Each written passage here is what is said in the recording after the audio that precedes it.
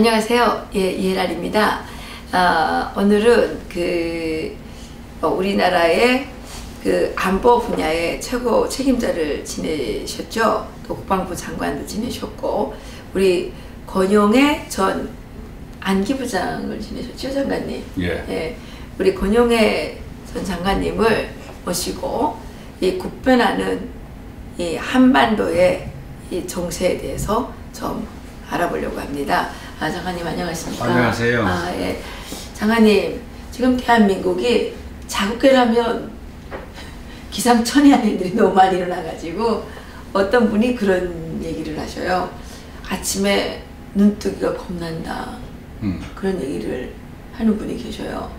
최근에 그 탄소균 백신 청와대 사람들만 구입해가지고 난리가 났잖아요. 그랬는데 또 그게 터지자마자 또 이제 뭐 위안부 합의 문제가 또 갑자기 터지고, 또 개성공단이 뭐 대통령이 지시했기 때문에 뭐 문제가 된다. 그 대통령이 지시하는 거 아니었어요. 뭐 이런 일 때문에 지금 나라가 이게 정신없이 막 풍랑 속에 이 풍랑 속에 이렇게 왔다 갔다 하는 그 쪽배 마냥 지금 이렇게 흔들리고 있는데, 여기에 대해서 오늘 장관님으로부터 왜 이렇게 됐는지, 원인이 뭔지 이걸 정말 국민들 입장에서 알고 싶습니다. 예. 뭐 이혜란 박사 오래간만에 만났더니 역시 성질이 너무 급하다 보니까 네. 메리 크리스마스도 안 하고 그냥 죄송합니다. 단도직입적으로 궁금한 것만 물으셨는데. 그렇군요. 예, 죄송합니다. 우선 메리 크리스마스. 예, 메리 크리스마스 지났죠? 예. 그럼요, 지났죠. 예, 이 메리 크리스마스, 저도 이제 기독교 장로 입장에서 예. 언젠가부터 우리나라의 길거리에서 크리스마스 캐롤이 사라졌어요. 모르시죠? 그렇네요. 예. 네. 진짜 그래요. 예, 맞습니다. 처음에 아마 이혜란 박사가 여기 남쪽에 오셨을 때만 하더라도 아마 그때 길거리에서 성탄절이 되면 어디든지 크리스마스 캐롤이 울리고, 그랬죠. 백화점이나 이런 데 가서도 막 이렇게 그랬죠. 그랬죠. 오늘날부터 없어졌죠. 예, 그리고 점점 그 트리도 별로 안 하고요. 안 하죠. 예. 이게 왜 그러냐면요. 예. 종교다원주의 때문에 길거리에서 그런 걸 하면은 그 법적으로 걸리게 돼 있습니다. 그랬어요? 예. 이게 우리나라뿐만 아니고요. 전 세계적으로 지금 그렇게 돼서, 예. 사실은 트럼프 대통령이, 예. 작년에 그 양반은 아주 철저한 그 기독교 신자로서, 네. 그분이 아마 당선되게 된 것에 대해서도 초심으로, 기독교인들이 초심으로 돌아가야 된다. 미국, 그렇죠. 사회가 기독교 신자들로서, 프로테스탄트들로서 출발했었던 미국 사회가, 네. 언제부턴가 그런 것들이 사라졌다. 내가 크리스마스가 되면은 나도 메리 크리스마스 소리를 좀 듣고 싶다. 그래서 우리가 가족과 함께 그와 같은 성탄의 크리스마스 캐롤이 울려 퍼지는 백화점에 가서, 좀 이렇게 물건도 사고 선물도 사고 그런 사회가 좀 됐으면 좋겠다. 그래서 자기는 그렇게 되지 않고 해피 뉴 이어만 있는 이런 데서는 물건 사지 말라고 나는 우리 가족들에게 말한다 하는 정도로, 그 양반은 원래 그 기독교 국가의 본 초심으로 돌아가자 하는 이런 얘기를 했습니다. 저도 그렇습니다. 이번 크리스마스를 지내면서, 예. 결국은 또 그런 것들을 더 절실하게 느끼거든요.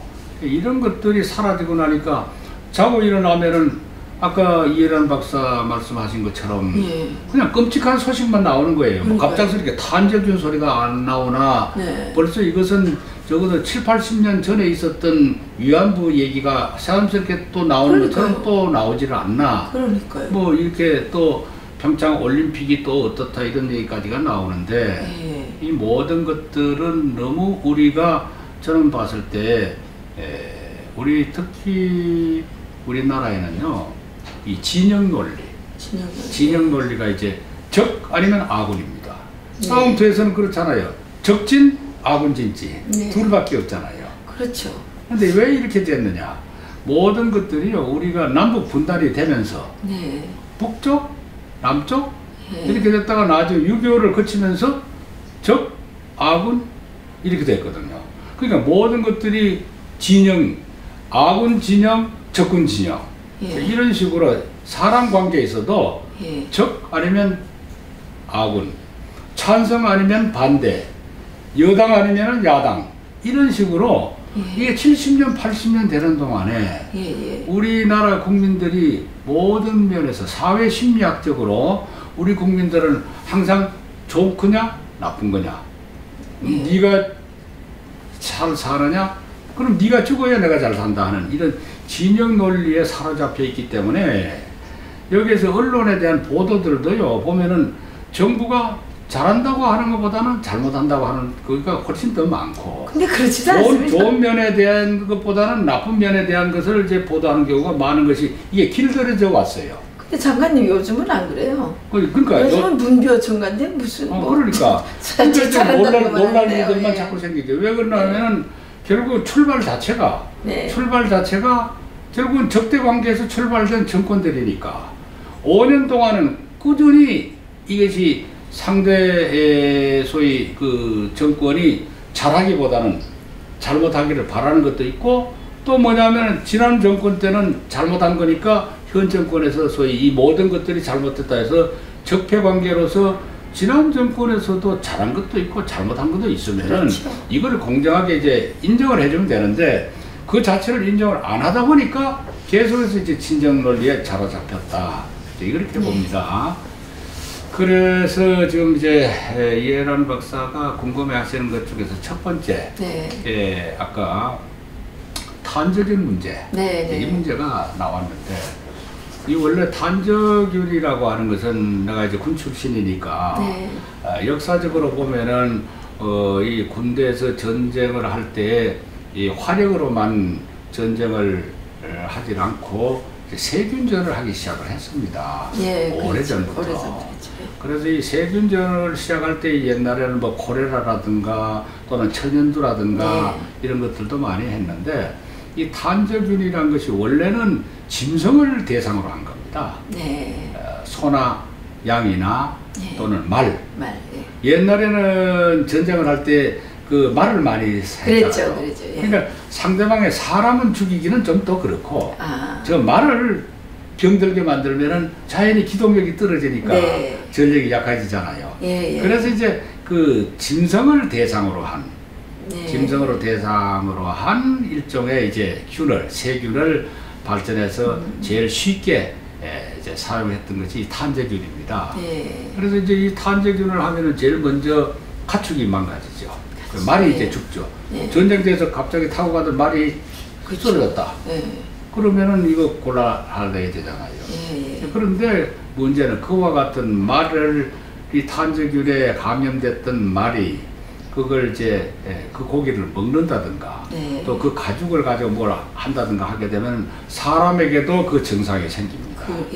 피부에도 생기고, 그 다음에 호흡기 질환에도 생기고, 그리고 그 다음에 장내에 감염도 돼요. 그래서 그 사진이 여기 제가 좀 한번 뽑아봤는데, 와, 그 사진이 끔찍하던데요. 끔찍하죠. 그 사진이 이제 제가 한번 찾아봤어요. 이런 그 탄저균 그 사진을 한 번만 좀 보여드리겠습니다.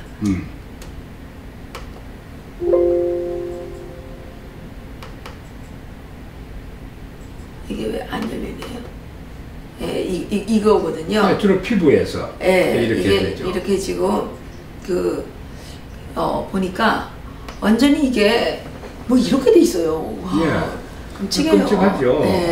그래서 이게 사실은 이와 같은 것이 이제 피부에 많이 생기게 되면은요, 결국은 사람의 피부에서 이런 것들이 전신으로 마저 퍼졌다. 그러면은 피부가 숨을 못 쉬잖아요. 그렇죠. 가렵고요. 그래서 치사율이 80% 이상. 그러니까요. 그런데 만약 이것이 장기 내에 이것이 균이 들어갔다. 그럼 장이 전부 다 염증이 생겨버리잖아요. 그렇죠. 호흡기로 들어가서 폐가 만약 이렇게 해서 물이 폐에 꽉 찼다? 그러면은 숨을 못 쉬잖아요. 그러니까 폐가 완전 물렁물렁. 그렇죠. 그래서 이와 같은 세균전이라고 하는 것이요, 사실은 탄저균이 됐든 무슨 뭐 다른 것이 됐든 간에 사실 이것은 써서는 안 되는 겁니다. 아무리 전쟁이 이것이고. 그런데 가장 지금 우리가 이 탄저균을 북한이 많이 갖고 있다는 거다. 이게 지금 북한이 이게 그러니까 김정은 시대에 들어와서 이 그 생산 능력을 급격하게 확장을 시켰어요. 예. 그래서 김정은이가 2017년까지 완전히 완성을 해라. 근데 지금 5,000톤 뭐 있다고 그런 얘기를 들리고요. 그런데 가만히 생각해 보니까 이게 탄저균 같은 걸 만드는 게 핵무기 만드는 것보다 훨씬 돈이 적게 들지 않습니까? 물론이죠. 그러니까 원래 김일성이가 있을 네. 때 핵무기를 개발하고 핵무기를 운반하는 수단으로 미사일을 개발하려면 그건 상당히 시간도 오래 걸리고 돈도 많이 들잖아요. 예, 예, 그때까지는 우리가 무언가를 체제를 지키고 예. 그다음에 상대를 공격하기 위해서 세균전부터 먼저 화학전하고 세균전을 먼저 개발한 겁니다. 근데 장관님, 제가 제일 걱정되는 거는 지금 김정은이가 테러한다고 북한 사람들한테 얘기를 많이 했다는 겁니다.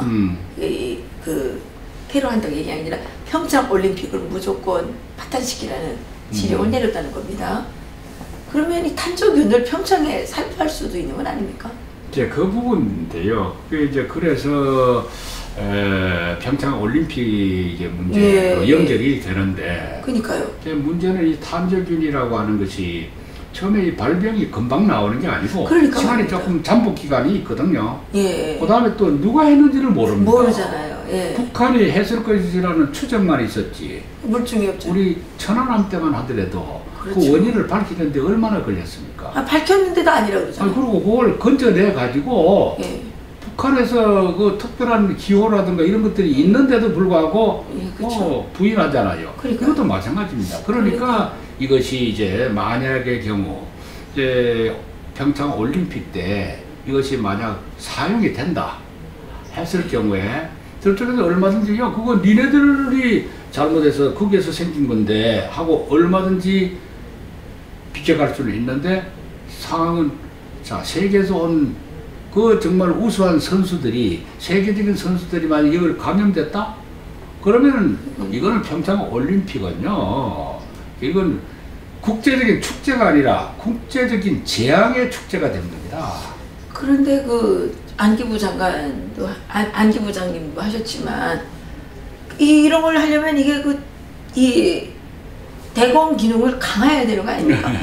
그래서요. 근데 대공 기능이 왜 없어졌습니까? 네, 그 부분은 하도 예민한 문제니까 제가 말씀을 안 드리고 이제 하나를 꼭 김정은이가 이번 평창 올림픽 때 쓸 것이다. 네. 또 이렇게 단정 지을 수는 없지만은 만일의 경우 그렇게 썼다면 어떻게 되고 왜 우리가 그걸 공연스럽게 그러면 걱정을 하느냐? 예. 왜 걱정의 배경이 뭐냐? 지금 이해란 박사님도 그렇고 많은 사람들이 이제 이 탄저균에 대한 것을 걱정을 하느냐 하면은요. 제가 그걸 하나 말씀을 드릴게요. 대한민국이 잘 되는 것이 김정은이 입장에서 좋을까요? 아니면 싫을까요? 저주지요. 저주죠. 잘 되는 거 무조건 그냥 두고 못 보겠죠. 그럼요. 자, 그러면은요. 우리 88년도에 우리 서울 올림픽이 있었죠. 그렇죠. 서울 올림픽 직전에 그 할아버지인 김일성이가 서울 올림픽에 대해서 어떤 지령을 이 소위 말해서 공작 요원들에게 내렸느냐 하는 것을 하나 제가 그냥 그대로 읽어드릴게요. 아, 그래요. 하나요. 1987년 7월 달에 사무청사에서 확대 회의를 할 때 있었던 얘기입니다. 김일성이가 얘기한 그 내용을 그때 지령을 받은 공작 요원이 그대로 기억을 하고 있다가 진술한 내용입니다. 서울 올림픽이 성공하게 된다면 그만큼 내외적 환경이 불리하게 됩니다. 누구가 불리하죠? 김일성이가 불리하게 된다는 얘기죠. 올림픽을 파탄시킬 수만 있다면 좋겠지만 그것이 불가능할 경우에는 최소한 흠집이라도 많이 내도록 해야 합니다. 그렇죠. 할아버지만 이렇게 생각했을까? 아유 김정은도 그렇죠. 유언통치하는데요. 그러기 위해서는 수단과 방법을 가리지 말고 남조선 도처에서 폭발 사고를 일으킨다든가 해서 각국 선수단과 관람객들이 남조선에 안심하고 들어갈 수 없도록 공포 분위기를 조성해야 합니다. 그랬군요. 예. 자, 그러면은 지금 이제 우리 2월 달에 있을 평창 올림픽에 대해서 김정은이가 자기 할아버지의 유언을 받들어서 유언 통치를 지금 김정일이도 했고 그렇죠. 김정일도 할 것 아닙니까? 예. 그렇다면은 똑같은 심정이지 않을까? 그렇죠. 하는 걸 할 때 그러면은 여기에다가 테러를 요새는 IS하고 연결해가지고 IS에게 돈을 줘서 사주를 시켜서 할 수도 있고. 그렇죠. 예. 그 다음에 뭐 남쪽에 자기네들 소위 아로라든가 동조 세력들을 그렇죠. 시켜서 네. 할 수도 있고.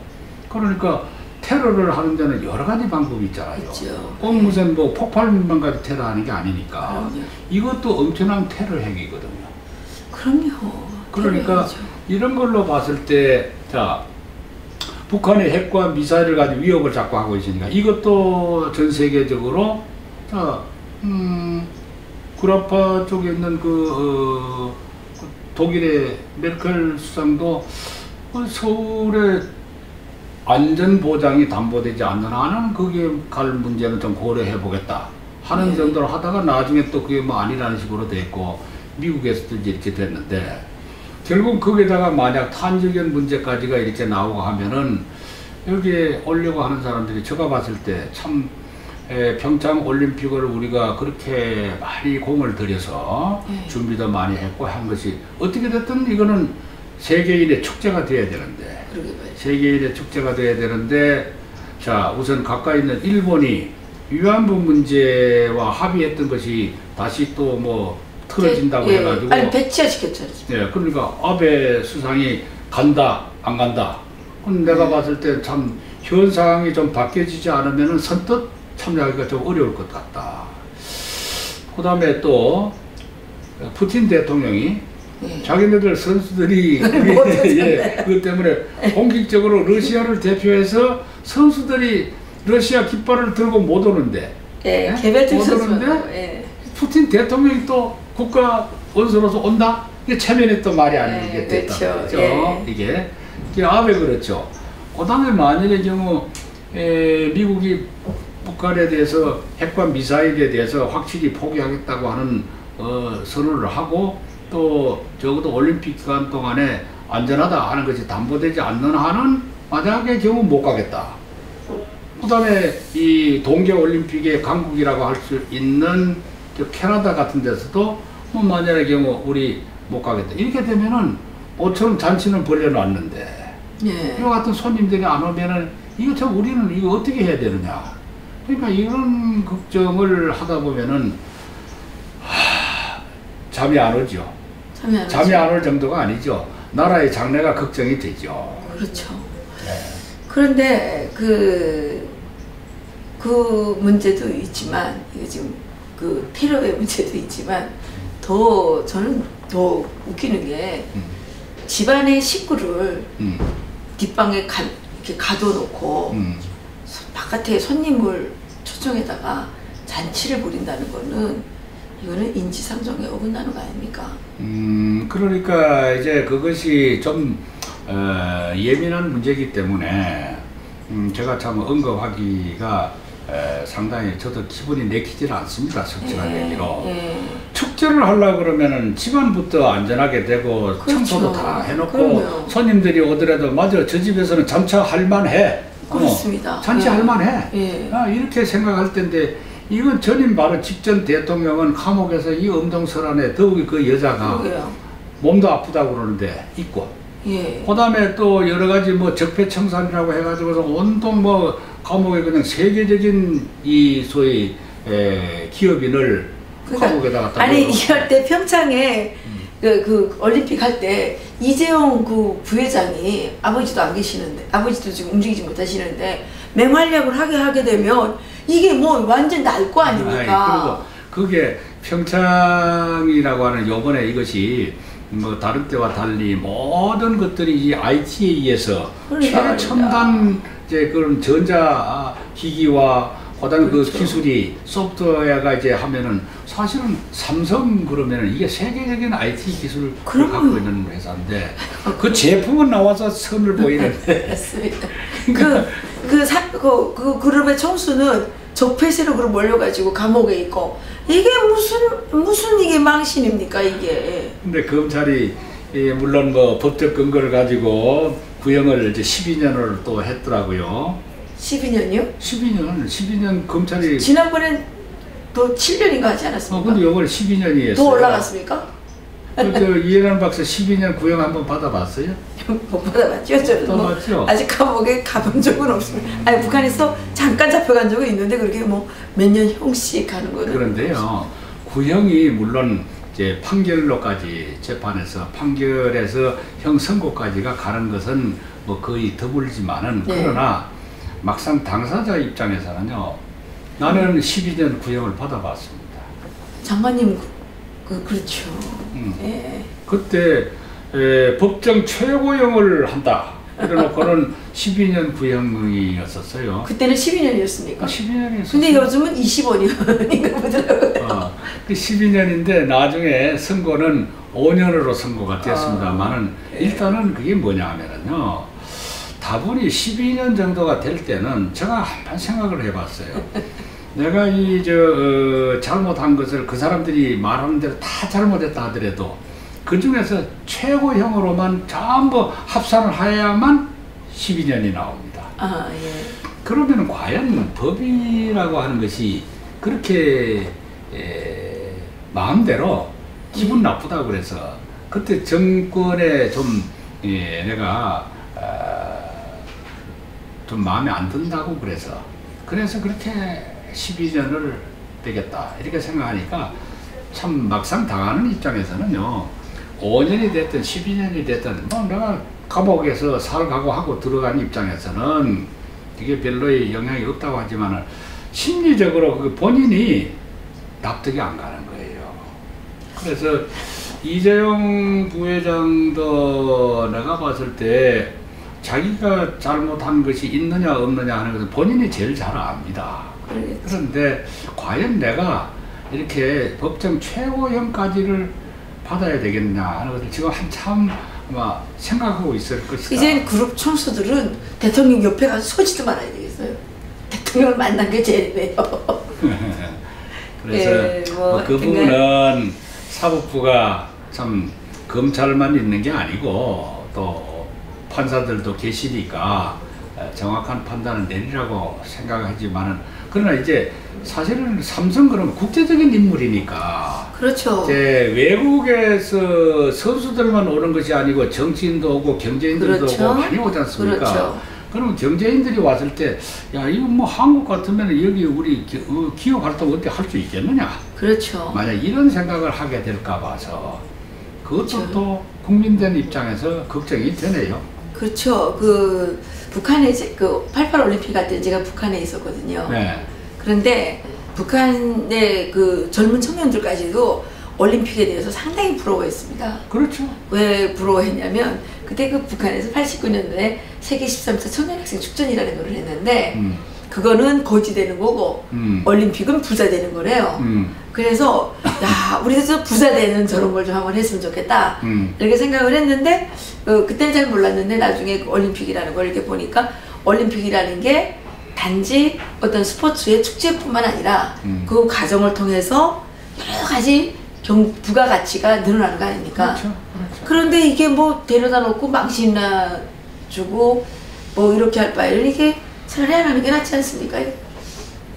근데 88 올림픽 때 얘기를 이제 하셨으니까 예. 제가 이제 88 올림픽 때는 사실은 올림픽 지원사령관이었습니다. 그러셨군요. 예, 별의별 예. 것 다 했습니다. 예. 그때 왜냐하면은 올림픽을 치르려면은요 거기에 여러 가지 자원봉사자들도 많고 그렇죠. 있지만은 대부분의 사람들이 거기 뒤치다거리 해야 할 선수들 수송해야죠. 그렇죠. 숙소 관리해야죠. 예. 또 그다음에 깃발 들고 맨날 그거 나가야죠. 경비해야죠. 그렇죠. 그 인력들이 다 올림픽 끝나면은 해산돼야 될 사람들 아니에요. 그렇죠. 예. 근데 그게 막상 지원할 때는 굉장히 숙달된 사람이 필요하죠. 그럼요. 그걸 예, 어디서 그렇죠. 하겠습니까? 군 병력들이 거기다 온 겁니다. 아, 그랬군요. 그걸 모두 대부분이 다 몰라요. 모르는군요. 예, 맞습니다. 그래서 육해공군 해병대에 그와 같은 병사로부터 장교들까지 예. 심지어는 우리 군대에는요 요새 외국어를 잘하는 사람들이 많습니다. 영어뿐만 그렇죠. 아니고 거기는 자기 아버지 따라서 외국에 가서 네. 살았던 아이들이 뭐 독일어뿐만 아니라 불란서, 그다음에 포르투갈어, 뭐 등 스바나어 뭐 하는 사람들이 굉장히 많아요. 예, 뭐 몇 개 공부하는 사람들. 그렇죠. 이런 사람들을 통역을 자원봉사를 어떻게 다 확보합니까? 그렇죠. 군내에서 그런 사람들을 뽑아가지고 그걸 아. 다 지원했어요. 그랬군요. 그게 한 13,000명 정도 됐습니다. 그게 뭐 한 개 사단이네요. 그때 제가 사령관입니다. 그러셨군요. 예. 아니 그렇게 그래서 공로를 세우셨는데. 그렇게 했는데 예. 문제는 끝난 다음에 네. 그렇게 올림픽 때 세계적으로 우리나라의 국위가 선양이 됐으면은 그걸 가지고 이제 경제적으로 또는 정치적으로 이게 활용이 돼야 될 거다. 그래야 되죠. 예. 근데 이거 끝나자마자 바로 뭐가 들어왔냐 하면은 이게 그때 당시 소위 말해서 5.18 이제 특별 조사 뭐 등등 이렇게 해가지고 그때 그런 걸로 해가지고 정치적인 문제가 복잡하다 보니까 이게 그만 올림픽에 대한 성과를 확산시킬 수가 없어가지고 사실은 우리가 기대하는 만큼 대한민국의 국위가 선양되고 경제적인 이런 확산을 하지 못했던 것이 지금 생각해도 굉장히 아쉽습니다. 그렇군요. 그래도 이제 우리 북한에서 우리가 생각하기는 88 올림픽 때문에 한국은 엄청 발전했다더라 이렇게 이제 소문을 들었거든요. 발전을 했죠. 했지만은 근데 이제 기대한 아쉽다. 만큼 안 예. 됐고 아까 이제 여기 결국은 이와 같은 김일성의 지시에 의해서 예. 김현희 칼 폭파 사건이 그래서 그렇죠. 생겼다. 마이애미 사건. 그렇죠. 그 마이애미 북한에서도 사건. 많이 알려졌습니다. 많이 알려졌죠. 예. 이런 것들이 연계가 되면은 우리가 국제적으로 뭔가 좀 이렇게 빛을 내려고 할 때 방해가 좀 안 됐으면 좋겠다. 근데 그 북한에서는 이거 방해 안 할 수가 없습니다. 왜냐하면 김정은에게 최대의 적은 남한이 잘 산다는 겁니다. 남한이 못 살면 뭐 북한 백성들 걱정할 필요가 없잖아요. 못 사는데 남한이 못 살게 되면 그 국경 거기 막을 필요도 없고 가려면 가라 이렇게 되는 거 아닙니까? 그러니까 참 예, 우리가 이제 지금 우리 학교 교육도 지금 아이들은 마찬가지인데 그렇죠. 평준화 그러지 않습니까? 예, 이것도 예. 마찬가지죠. 잘하는 아이가 있으면 따라서 이제 잘하려고 그래야 되는데 이놈을 못하게 해가지고 하향 평준화. 맞습니다. 경제적도 마찬가지입니다. 지금 북한이 자기네들 못 살면 우리 자신을 따라하면 되는데. 성군 정치 버리고 경제 개발하면 될 것 아니에요. 그런데 그거 안 하고는 이 핵과 미사일 개발하느라고 이제 경제는 뒤처지니까 우리 경제 내려와서 자기들하고 키가 비슷해지자 이런 얘기가 됐죠. 아니 그 북한은 기본적으로 그 백성들에게 자유만 주면 되는데, 예, 근데 이제 반대로 지금 한국에서 그 국민들의 자유를 제한하는 일들이 더 많이 지금 일어나고 있습니다. 그래서 이제 평준화가 자유가 이제 많이 사라지는 쪽으로 평준화가 되는 것이 지금 안타까운 면이죠. 그래서 뭐 정치적인 이제 평가는 저는 가능하면은 지금 삼가하려고 하고 있는 이유 중에 하나가 우리나라는 이 5년마다 정권이 한 번씩 바뀌는 것이 이게 참 제가 봤을 때는 안타깝습니다. 네. 왜 그러냐면은 자꾸 초보 운전자들이 그냥 이 성격이 이제 국민인데 국민을 싣고 여기 가서도 한번 받아보고 저기 가서도 한번 받아보고 뭐 이렇게 한 번씩 이렇게 널뛰기도 해보고 하다 보니까 이 국민들만 피곤해지는 겁니다. 그런 것 같습니다. 그 운전할 때 보면 3년쯤 되면 대형 사고가 꼭 나더군요. 그래요? 예.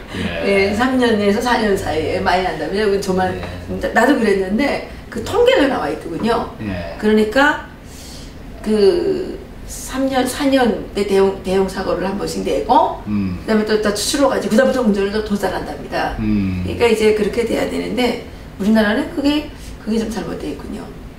미국은 8년씩 하니까 대형 사고를 예방하고 반드시 이제 오래 한다고 해서 좋은 건 아니지만 그렇죠. 적어도 정책은 지속이 돼야 되거든요. 그렇죠. 그런데 더군다나 정치적인 그 어떤 적의 개념에서 출발해서 그렇죠.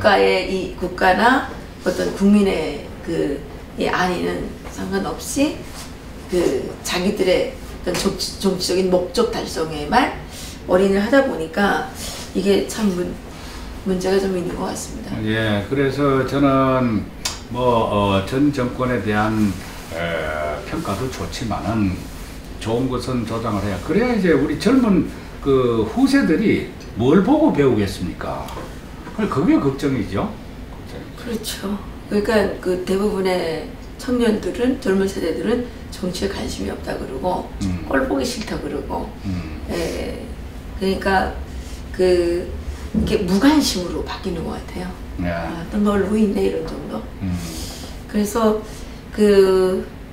저도 이제 북한에 살다가 이제 올해 20년 됐거든요. 어이구, 오래됐었네. 20년 되면서 보니까 참 대한민국 좋은 체제인데 이게 훼손되는 게 안타깝다는 생각이 들고 또 더군다나 올림픽을 이렇게 앞둔 이 마당에 정말 여러 가지 이렇게 무슨 탄조균 공포에다가 이게 또 이 김정은이가 평창 올림픽 이전에 꼭 테러를 감행할 것 같다라는 얘기들이 상당히 많이 흘러나옵니다. 예, 그래서 제가 사실은 우리나라에서 이제 하계 올림픽 88년도 동계 올림픽 정말 이렇게 두 번의 큰 이제 세계적인 축제가 있는데 다행스럽게도 제가 이제 이 두 개를 다 볼 수 있는 세대이기 때문에 저로서는 참 행복하죠. 일제시대에 태어나서 일본 놈들 교육도 받았고 6.25도 겪었고 그 다음에 또 참 잘 살아보세요 하는 과정 또 월남전에도 제가 참전을 했었고 이런 세대의 입장에서 참 우리나라에서 이렇게 두 번에 걸친 하계 올림픽과 동계 올림픽을 치르게 된 이것이 정말 바라는 그대로 세계인의 축제로서 정말 모두가 다 축복받는 분위기에서 돼야 되겠는데 이걸 걱정을 더 하게 되니까 사실은 메리 크리스마스라고 아까 제가 얘기했는데 정말 금년 크리스마스가 메리 크리스마스라는 말이 진심의 가슴에서부터 우러나오는 메리 크리스마스가 아니었기 때문에 머리 크리스마스 아닙니까? 머리 크리스마스. 그러나 주님이 오신 것만은 기쁘죠. 기쁘죠. 장관님 그러면 이제 평창 올림픽을 우리가 이제 얼마 남지 않았지만 이제라도 성과적으로 치르기 위해서는 이런 어떤 생명의 어떤 안전에 대한 이 확신을 심어주는 게 제일 중요하겠군요.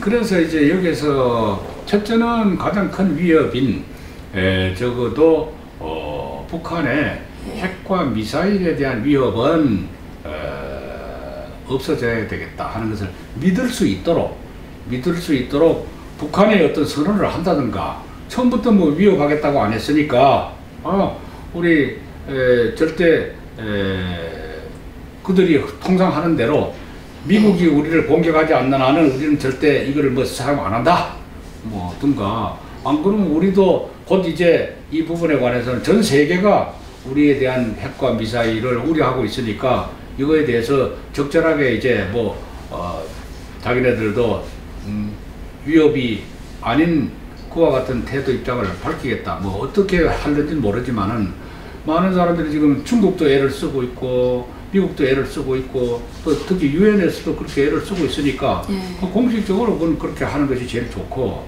두 번째로는 이와 같은 이 테러를 이제 방지하려면 이것을 안보기관이 이제 튼튼해야 됩니다. 좀 강화돼야 되겠죠. 그러니까 그리고 이건 이제 국제적으로도 이런 것들은 확실하게 공조 체제를 갖춰야 되는데 내가 걱정스러운 것이 손님들을 많이 오게 하기 위해서 무슨 소위 비자를 완전히 무비자로 한다? 무비자로 한다. 이제 이런 얘기가 나오니까 이건 오히려 이거 비자를 강화해야 할 판인데 그렇죠. 심사를. 그렇죠. 그럼 무비자로 하면 누구든지 이제 위장해서 들어올 수도 있는 거다. 쿠알라룸푸르 공항에서 배출된 아재 김정남이가 북한 적어도 비자를 면제하겠다고 선언을 하려면은요 뒤로는 그것에 대한 완벽한 대책과 준비가 되어 있을 때 비로소 그건 가능한 겁니다. 그러게 말입니다. 그런데 그런 조치가 되어 있는지는 전 잘 모르겠어요. 근데 그런 게 없이 근데 그게 뭐 또 내용을 좀 알아보니까 장관님 노영민이라는 분이 중국 대사지 않습니까? 예. 그 시집 그때 왜 그 카드로 팔다가 뭐 하여튼가 문제 일으켰던 분. 예. 그분이 주중 대사신데 그게 이 무비자로 하려면 한국에서만 무비자 하겠다 그러면 되는 게 아니라 그 중국과 한국 간에 이게 외교적 합의가 있어야 된답니다. 그런가요? 그런데 제가 봤을 때는요, 그게 기술적으로 어떻게 그게 가능한지는 모르겠는데, 네. 예를 들어서 중국에 있는 한국의 이제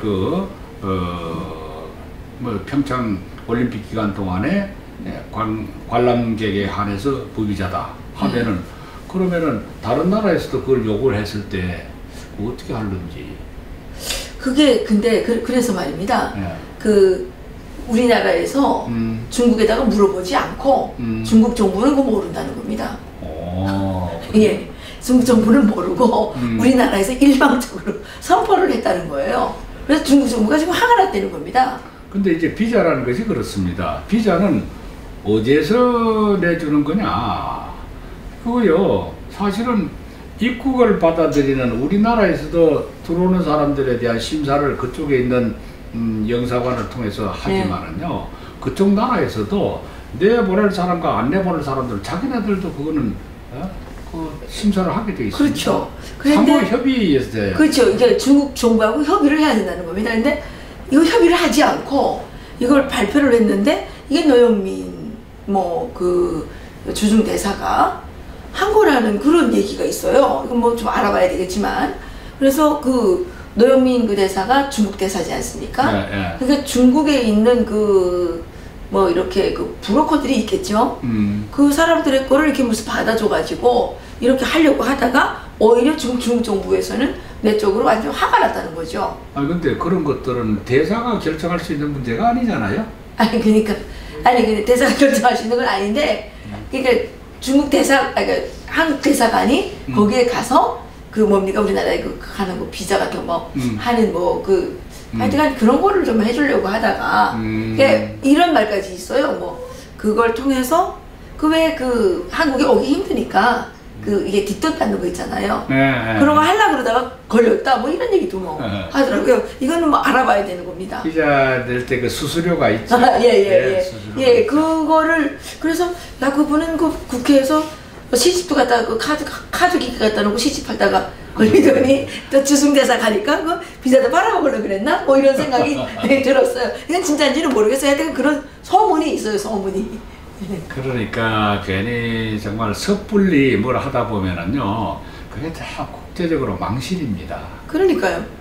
국민의 또 신뢰를 저버리는 결과가 되고. 그렇죠. 그러니까 좀 더 신중하게 여러 가지를 좀 다 따져서, 우선 듣기 좋은 소리라고 해서 팡팡 이렇게 포퓰리즘에 빠져가지고 쏟아놨다가는 오히려 그것이 더 역효과가 나옵니다. 그렇죠. 예. 지금 어떻게 보면 이 평창 올림픽을 위해서는 상당히 첩첩산중이 지금 쌓여 있는 겁니다.